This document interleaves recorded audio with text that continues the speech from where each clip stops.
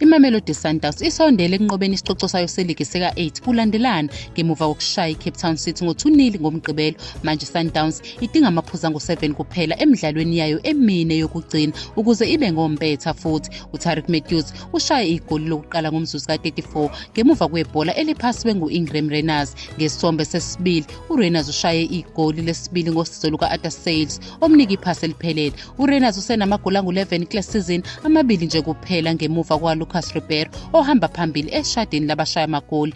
Umqeqeshi uMiguel Cardoso uyaziqhenya ngeqembu lakhe, wathi badlale kahle futhi basebenza kanzima. Yize iMatasatasa Sundowns ibubukeka iqinile futhi ingakhathele, ikhombisa ngokusobala ukuthi kungani iyiqembu elihamba phambili eNingizimu Afrika. Ngemva kwemidlalo yayo yeligi, iSundowns izodlala kowamanqamu weCAF Champions League nePyramids FC yase-Egypt. Emlenzeni wokuqala uzokuba ngoMeyi 24 ePitoli, owesibili uzokuba ngoJuni 1 eCairo. Ngemuva kwalokho izobamba iqhaza kwiFIFA Club World Cup e-USA, lapho iseqoqweni namaqembu aphezulu okubalwa kuwo iBorussia Dortmund namanye.